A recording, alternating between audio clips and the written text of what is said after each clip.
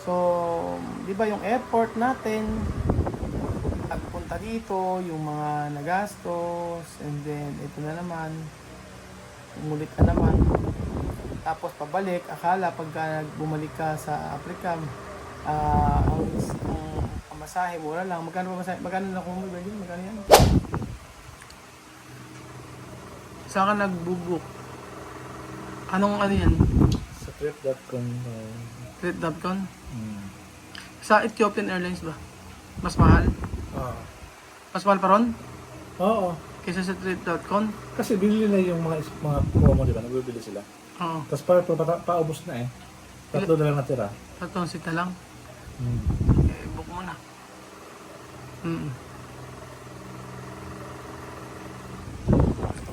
Mag-ano po, paano ba?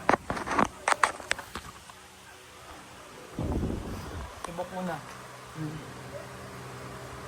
So, pag-ano po, i-book namin si, paano ko ba sisimulan to? I-book si Wesley, tsaka si Joanna, papuntang,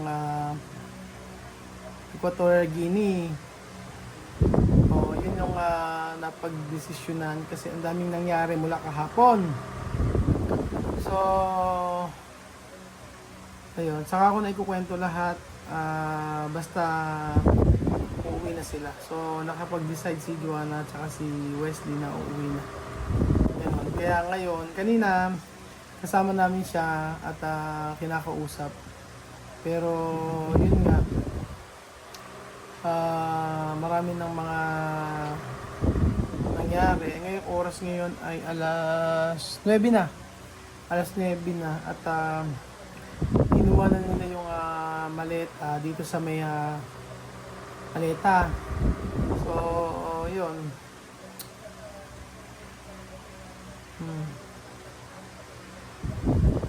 Hindi ko alam paano ko sisimulan lahat-lahat. Pero nag-start yan nung time na, di ba, pinauwi ko na si Joanna para mag-alaga ng anak niya. So, syempre ayaw niya, ganun. Di hinayaan ko na dahil ayaw niya. Sabi ko, sige, ikaw na, kung ano decision mo, di ikaw na bahala. Ayan, tapos, wala. Nagmahal na. 97 ka kanina. 98 na yun. Based on mahal, no? 97,000. Ngayon 98,000 na raw isa. One way kasi. Ganun. Tingin ka na mas mura-mura. May mura nga, kaso nga lang pagbaba ng Thailand, laban ng Hong wag Kong, na. laban ng Saudi Arabia. Oo. Wag na. Direct flight na lang. Para hindi sila mahirapan. So, yon, nag-start yon ng gano'n. Tapos pagkayari, marami nang nangyari. Kahapon, nag-usap kami, sabi nga gano'n, uwi na raw silang dalawa ni Wesley. And then, after no, nag-usap pa kami ng hapon, naka-video call ko pa siya, sabi niya ay pareha silang uuwi. And then, sabi ko, kung uwi ka, kaya baka pwede sa next week na, sabi ko sa kanya. Sabi niya hindi, sinabi doon ni Bel na ganun, meron naman, may flight daw na ganoon. So nag-check ako, check ko medyo meron ng flight bukas. So tumawag pa ako sa immigration kasi ura-urada gusto umuwi agad. Sabi ko baka pwede sa susunod na lang kasi sa next week, kasi syempre preparation. Abay, tumawag pa ako sa kaibigan ko doon, sa may, sabi ko, baka po pwedeng makausap yung sa may para sa exit clearance. May sa immigration, immigration officer, na baka po pwedeng makakuha ng exit clearance. Usually, may exit clearance po kasi. So sabi ko, ang magiging flight po kasi po, possible yan alas 9 ng gabi, usually ganon. Kung po ba anong oras ba anong oras open ang ang immigration, sabi ko ganon. Sabi niya, alas 9 okay na. So, sabi ko, aabot ba kasi yan ng hanggang kami kung alas 9 kami sa umaga, sabi ko. So, ayun, then, pagkayari, nakausap ko daw ngayon, nag-ano na ako kay Joanna kasi gusto na nga niya umuwi bukas.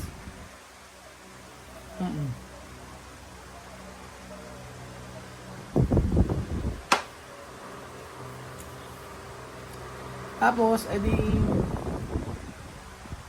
kinuha ko yung pinakuha kay Lele yung malita, dalawa. Para dalhin na lang para yung dalhin. Kasi gusto ko sana kung uwi man sila agad-agad. Huwag naman agad-agad, next week na para bilan man lang ng, sabi nga nila, bilan ng pasalubong yung mga bata. Tapos, bilan ng ganyan. Or, ayusin ko ano dapat pang ayusin sa kanila. So, ayan, si Kuya Beljo na nag-ano na sila. Nagbubuk na si Kuya Beljo.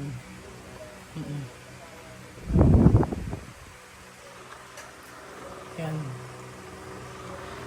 Mahirap kasi mahirap naman na, di ba? Sabi ko nga next week na, mas maganda. Para ka makaprepare.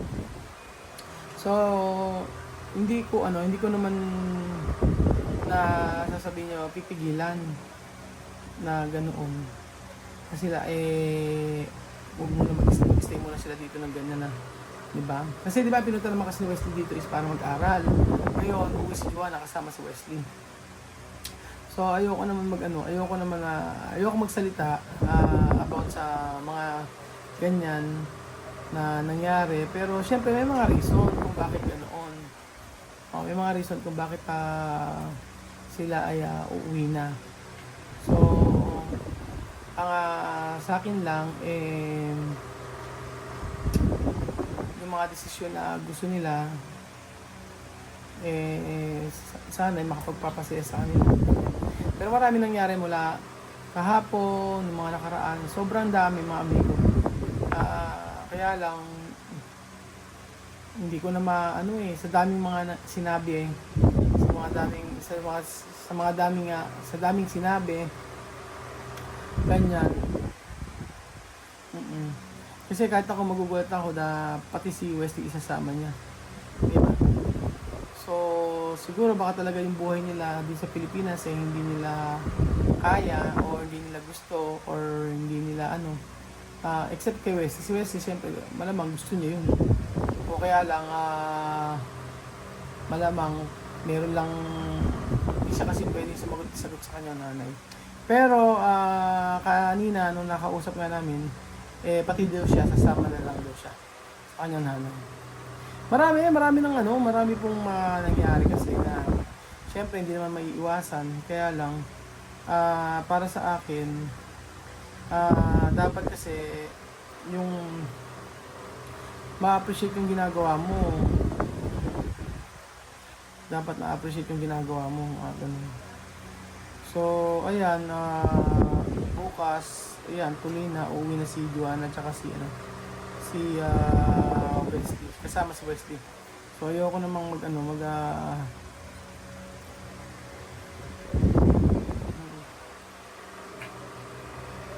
marami kasi mga nasabi, marami mga paratang, marami mga kung ano-ano mga hindi maganda. Pero sabi ko nga kung yun ang desisyon nila, umuwi, wala akong magagawa doon. Ayoko na pipilitin ko sila, di ba? Kasi sila naman nakakaalam ng makakabuti para sa kanila o kung gusto nila. So, kung ano man yung mga problema, malulutas at malulutas naman. Kaya lang talaga, yung mga bagay na kailangan mong kumbaga parang sobra na gano'n. Hindi dapat na ako lagi ang magpaparaya. Dapat ay tibayan ko rin, tatagan ko rin. Gano'n po. So, ayan. Lang kasi talaga na si Wesley kasama. So, di ba yung effort natin pagpunta dito, yung mga nagastos, and then ito na naman, umulit na naman. Tapos pabalik, akala pagka bumalik ka sa Africa, ang pamasahe, mura lang. Magkano pamasahe? Magkano na kung Virgin? Magkano yan? 196,000 sila. 196. Ayun ito yan. Parang cut yung pa. OTP na sa Oo. I-send mami yung OTP. 196,000 o 196,000, di ba? Gaano ka, ano yun, ka laki nun. Tapos, hindi lang naman yun. May local flight ka. Pero, yan, yun ang desisyon na kapag book na ng, ayan, bubuk na si Kuya Belgium. Bubuk si Kuya Belgium. Pamisan mo yung OTP.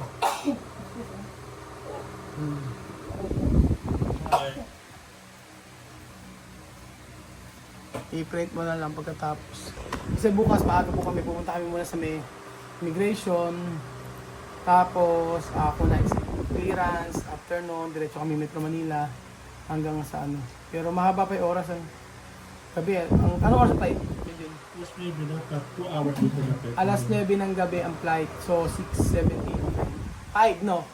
5. Dapat andun 5. Pero at maaga pa para O mga 4, 5, 6, 7, 8. 5, 7, 8. 7 na tamtas na Ito pa. na mas matig bukas yung immigration.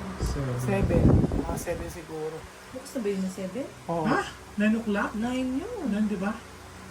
Immigration. Ano ba immigration sasabi niyo dito o doon? Ay, hindi. Dito sa ano. Okay na, sabi nga alas 8. Okay na, ibig ko na ito. Wala na, i-book mo na. Alas 8 ang immigration dito. Ay, alas 9 ang immigration, alas tayo alas 8 dito. Kasi nga, isang oras pa ang biyahe. Ay, may OTP. I-book mo na. Ala. Submitted control. Ito. Yan naman na yung Oh. Ayun Ito dito. mo na Okay i-dictate. na, successfully na kailangan. Kailangan ng ano ha, OTP. Wala. Wala. Successful. Walang OTP. Okay na. Okay na. Kaya print mo na. So, yun po mga amigo. Bukas po ang uwi nila. At alas 8 ng umaga, alas kami rito.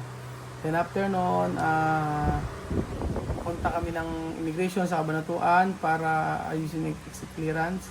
Then after, diretso po kami sa ano. Kinausap ko na si Marvin. Sabi ko, Marvin, huwag ka muna mag-deliver ng mga PVC sa may project natin kasi kailangan nyo kami samahan. Si Jemo hindi pwede.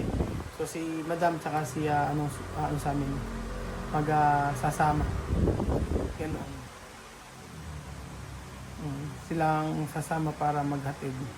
Ito ko mga successful control yung kaya sa akin. So kasama si isasama si Kevin. Sir, Ano ba? Okay na, nakabook na. I-print mo na. Oo, i-print mo na para at least meron. Ang gawin mo, tigalawang kopya. Mas maganda.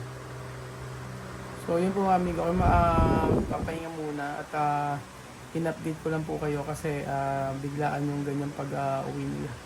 Na decision nila agad-agad ganyan uuwi.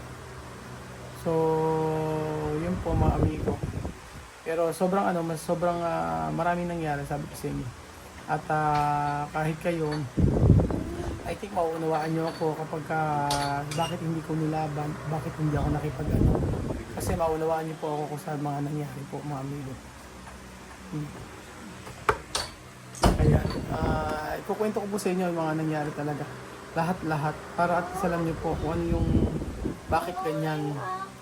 O bakit nangyaring uuwi sila agad-agad at di man lang niya inisip na kaya nga napunta rito si Wesley para mag-aral, di ba?